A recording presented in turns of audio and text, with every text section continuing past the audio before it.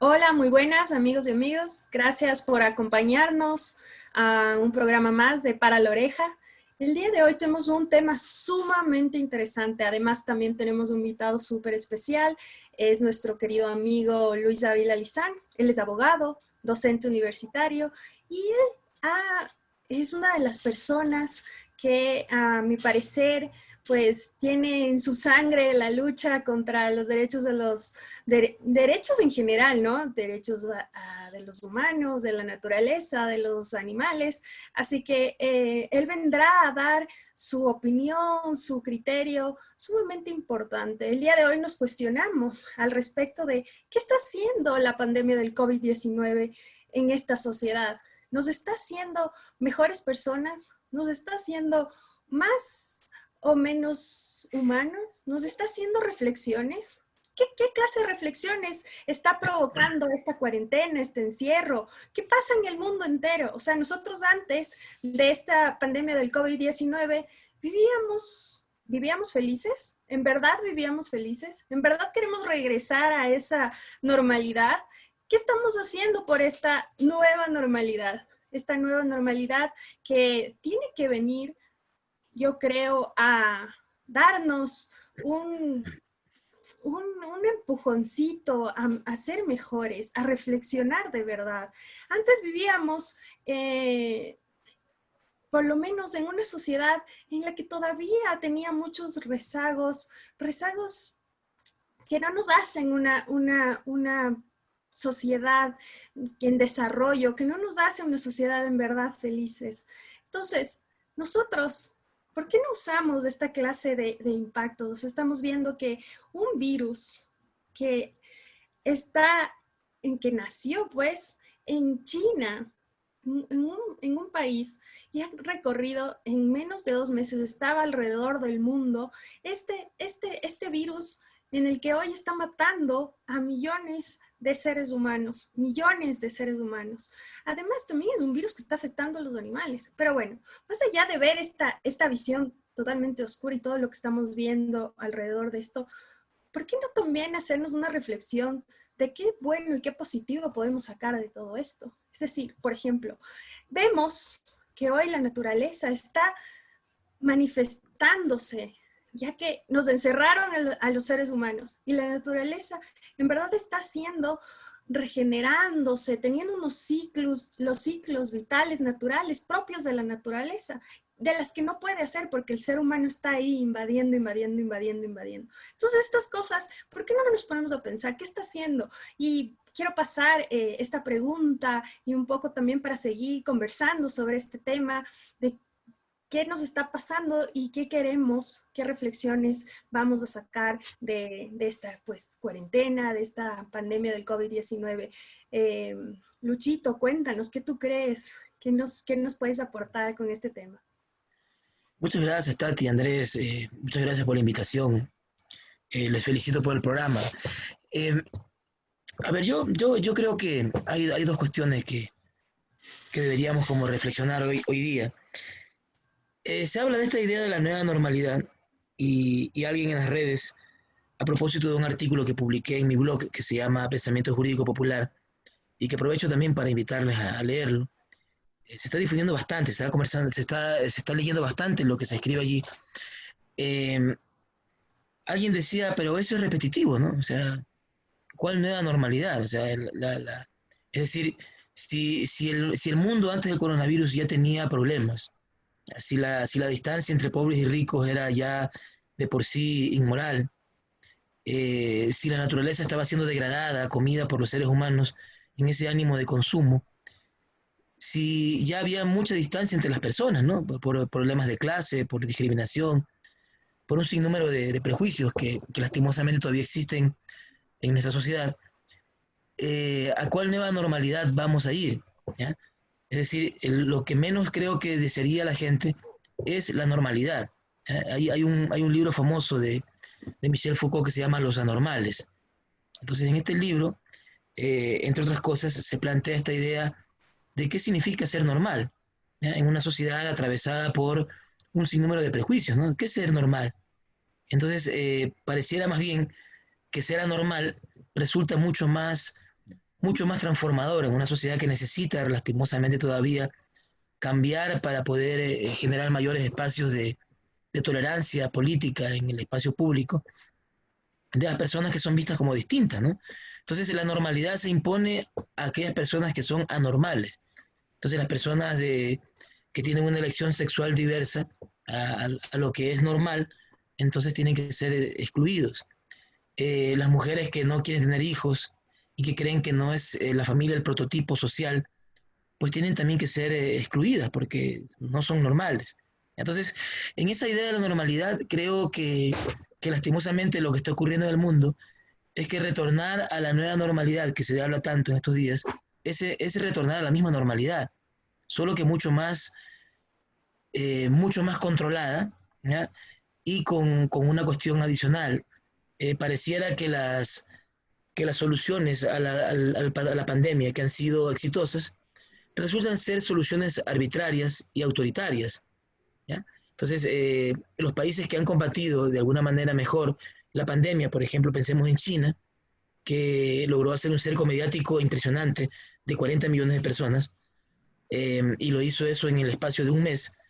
Resulta que es el modelo exitoso y que se le impone al mundo. Pero si vemos hacia adentro, la China es el país con mayor control social del mundo, ¿no? Con cámaras inteligentes que se vienen implementando ya hace varias décadas atrás, que pueden permitir identificar a las personas por el iris de los ojos en el espacio público y tener un control absoluto de la sociedad. Entonces, si ese es el modelo que ha funcionado, pareciera que ese es el modelo que va a fundamentar eso que llaman nueva normalidad. Es decir, si ya de por sí el mundo era autoritario, si era un mundo desigual e injusto, pues ahora las soluciones que los países desarrollados han dado a la pandemia, resultando ser exitosas, pues van a ser los modelos a seguir en lo que viene después de la pandemia. Es decir, esa nueva normalidad va a ser una nueva normalidad mucho más agresiva, menos inclusiva y mucho más inmoral en cuanto a la distancia entre pobres y ricos. Entonces, eh, creo yo que eso nos plantea un sinnúmero de retos, no solamente para lo que decía Tatiana, es decir, esa idea de aprender de la pandemia, sino también en la necesidad de seguir buscando cauces democráticos a nuestros problemas, ¿no? Porque si la solución termina siendo autoritaria y termina siendo exitosa en el modelo de la pandemia, necesitamos nosotros tener cauces democráticos para poder combatir esas nuevas soluciones, que en realidad son las mismas de siempre, solamente que ahora un poco más perfeccionadas. Así es, Luis. Un gusto poder estar compartiendo este momento contigo. Y quería puntualizar una frase que tú mencionaste en tu espacio, en el pensamiento jurídico popular, en la que tú mencionas en un párrafo, dice, no necesitamos una nueva normalidad, necesitamos una nueva humanidad. Entonces, mi pregunta o mi cuestionamiento es, ¿cómo hacerlo? O sea, ¿cómo hacerlo hablando en el ámbito nacional, en el Ecuador? ¿Cómo hacerlo? ¿Cómo empezar frente a una realidad que todos la vivimos y la palpamos con una inseguridad jurídica que a nosotros como ciudadanos realmente nos deja en completa indefensión con todas las cosas que está pasando ahora? Un importismo de la función legislativa y en parte de la judicial también, por dar un ejemplo. Entonces, ¿de qué manera podemos nosotros empezar a hacer una nueva humanidad? Claro, para que esto se replique a nivel internacional. O sea, ahí hay dos posibilidades de encontrar esa nueva humanidad. Una posibilidad, y eso lo plantea Slavoj Žižek, que es este pensador lituano, que es tan polémico, ¿no? Porque hay gente que, los filósofos tradicionales lo consideran un charlatán, pero mucha gente ve en sus ideas como algunos causos importantes para esa transformación que necesitamos. Entonces, el lado Žižek dice él que junto a esta posibilidad autoritaria, también surgen lazos de comunidad, ¿ya? Y eso también es evidente, ¿no? Nosotros vemos que en la etapa que tuvimos el confinamiento más grave, en el caso de Ecuador, la gente, digamos, se retiró del espacio normal del consumismo, ¿ya? Y de la lógica paranoica, esquizofrénica de todos los días del trabajo, y la gente comenzó a darse cuenta, primero, que había muchas cosas que no necesitaba, ¿ya? Entonces, ropa, lujos, joyas, viajes, un sinnúmero de cosas que podía obviar, ¿ya? Es decir, también fue un espacio donde se recuperó un poco la familia, los valores familiares. La gente, por ejemplo, aprendió a cocinar durante la pandemia o perfeccionaron sus conocimientos sobre cómo cocinar. La gente, en vez de comprar pan, hacía el pan en su casa. Entonces, lo que dice Zizek es que también la pandemia posicionó junto a la visión autoritaria, posicionó también el valor de la comunidad, es decir, la necesidad de mirarnos como familia y como comunidad pequeña, como una alternativa a lo que nos han planteado como algo indetenible, que es el avance del capitalismo, ¿no? Entonces, eso también es una posibilidad de posiblemente ser por allí donde va el cauce democrático para combatir eh, esa sociedad que no queremos, ¿no? Y que, como decía Andrés, o sea, nosotros no necesitamos una nueva normalidad, necesitamos una nueva humanidad, ¿ya? Y tal vez allí uno de esos espacios puede ser un poco lo que plantea Zizek. Ahora, esta idea de la preeminencia del autoritarismo, que es una idea de Byung-Chul Han, que es este pensador coreano, que además se lee también muchísimo, ¿no? Que creo yo también que es uno de los filósofos de moda la actualidad. Él dice que sí, o sea, su temor y su visión es realista, su temor es de que los modelos autoritarios se impongan, ¿ya? Pero al mismo tiempo, él dice que también hay algunas potencialidades en las nuevas tecnologías, si se las puede utilizar de manera adecuada. Es decir, por ejemplo, vemos ahora cómo los medios telemáticos de alguna manera ejercen un control mucho más fuerte sobre los ciudadanos, pero al mismo tiempo también acercan a los ciudadanos. También, por ejemplo, si por ejemplo antes yo tenía que viajar a Europa para hacer una maestría o un doctorado, y eso tenía una razón más que, más que de conocimiento, de una razón económica. Es decir, los países desarrollados traen a los estudiantes a sus países para que consuman arriendos, comida y muevan la economía, ¿ya? Junto a la inversión que hace, digamos, para darle una beca a un estudiante extranjero, ¿ya? Pero la lógica actual de la telecomunicación y de los medios telemáticos haría innecesario que la gente se desplace a estudiar en un país extranjero. Es decir, yo podía estudiar mi doctorado en Ecuador y la comunicación sería de vía telemática. Es decir, también puede tener un potencial los medios telemáticos si los podemos utilizar también para generar ciertas transformaciones, ¿ya? Es decir, para acercar a la gente, para romper la desigualdad, también puede servir si es que se lo utiliza de manera inteligente. Y un poco lo que plantea el profesor Han. Sí, perfecto, perfecto, Luchito. Una de las cosas que con lo que has mencionado me ha dejado pensando en el sentido de cómo volvernos más democráticos. Esta idea también de democracia, eh, por qué no poner una visión así de importante de nuestros actos que sean más hacia democracia, pero con una visión de protección también a la naturaleza? O sea, por qué también no pensar un ecocentrismo más democrático para esta sociedad? ¿Por qué lo menciono? En el sentido de que, por qué estamos en todo este tema de la pandemia? Es por nuestros actos como seres humanos, en el sentido de que estamos utilizando a los animales, estamos utilizando a la naturaleza como un recurso totalmente como que fuera, como que se renovaría infinitamente, y eso no es así. Estamos acabando, y esto está ocasionando también que un poco refleje lo que es la sociedad hoy, nuestros comportamientos, nuestro egoísmo, inclusive la corrupción, inclusive todos estos comportamientos sociales que vemos son un poco también por no entender desde una visión, como lo digo, ecocéntrica o biocéntrica, dejar de tener al ser humano desde es mío, yo quiero, si quiero consumir todo esto, si quiero utilizar toda esta cuestión, una cuestión consumista, capitalista, que nos está haciendo mucho daño, y empezar a regresar a ver democráticamente, pero desde una visión más bien hacia la naturaleza. ¿Qué te parece esto? Ujú. Ahora, miren que lo grave de la pandemia que estamos viviendo es que ha golpeado las bases mismas del capitalismo, ¿ya? Que es la presencia en el trabajo necesaria, ¿ya?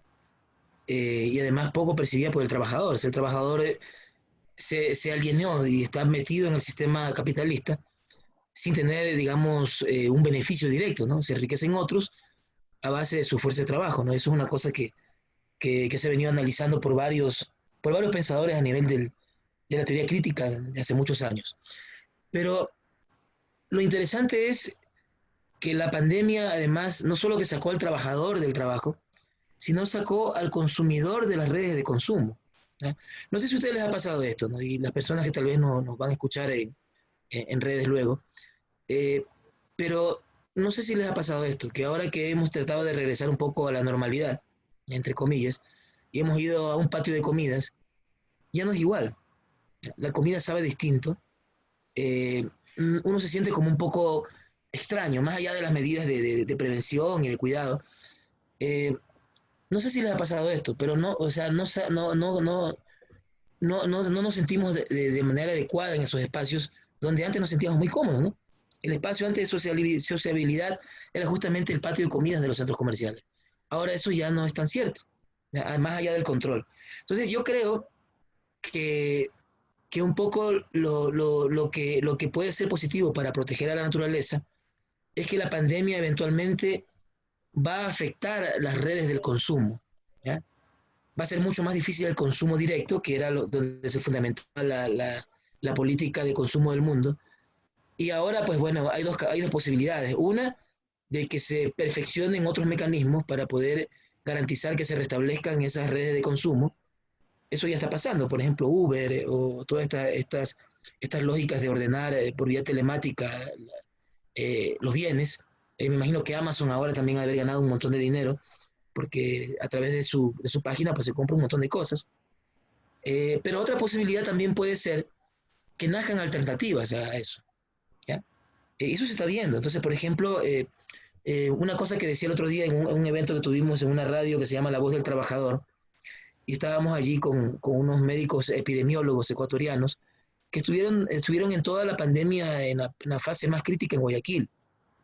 Y decían ellos que una cosa que no sacaron los medios, pero que ocurrió efectivamente, fue la construcción de redes sociales comunitarias para poder apoyarse. Entonces, por ejemplo, alguien necesitaba un tanque de oxígeno. Entonces, había una red de comunicación y la gente decía, miren, acá hay en Balsar hay uno. ¿Ya? Acá dice, en Colombia hay uno y lo podemos traer a tal precio. ¿Ya? Entonces, esa posibilidad de generar otras redes que no estén buscando solo el consumo, sino la solidaridad, podrían ser el inicio para poder encontrar un rumbo distinto al consumismo actual que degrada la naturaleza, ¿no? ¿Ya? Entonces, hay ahí una potencialidad importante, es un poco lo que quiero destacar, es decir, no todo lo de la pandemia es malo. ¿Ya? Me parece que también junto a eso ha surgido esa idea de solidaridad que ha sido importante, es decir, lo que decía este epidemiólogo guayaquileño, decía él, sin esas redes de solidaridad hubiese habido 4 veces más muertos en Guayaquil. ¿Ya? Entonces la gente se organizó por sí misma y a espaldas del Estado, porque el Estado no sirve, no sirvió en esta pandemia, entonces la gente se autoorganizó y eso por supuesto los medios de comunicación no dicen, ¿no? O sea, dicen que por poco los socialcristianos fueron los que salvaron los muebles, ¿no? Y eso no es cierto. ¿Ya? Entonces, digo, también hay esa potencialidad y puede ser el inicio para poder avanzar a eso que tú planteas, Tati, esa idea de un mundo geocéntrico, ¿no? Un mundo donde haya un nuevo contrato social, ¿ya? Que incluya la naturaleza también. ¿Sí? Un contrato con la naturaleza, un contrato social, un contrato de la naturaleza. Sí, Mm. ecocéntrico, biocéntrico. Andrés, ¿tú qué nos cuentas? Sí, estoy de acuerdo en lo que, con estos pactos que tú comentas, Tati. Creo que la sociedad debería empezar a crear nuevos, hablemos de asociaciones, nuevas imágenes dentro del ámbito político con el objetivo de crear conciencia, creo, en la sociedad y crear pactos más sinceros, más honestos con la naturaleza, como tú mencionas, la verdad. Creo que debería existir pactos, perdón, ecosociales económicos también, para mejorar la situación, porque realmente el tema del virus no es que haya sido provocado, yo creo que el tema del virus más o sea, fue creado por el ambiente en el que fue generado, es decir, el impacto que tuvo en la naturaleza por el daño del mismo hombre. Pienso que la situación ahora, la pandemia ha sacado lo mejor, creo, de los seres humanos y como mencionaba Luis, cuando uno va a algún lugar ya no es lo mismo. Es decir, ya no somos más afectivos.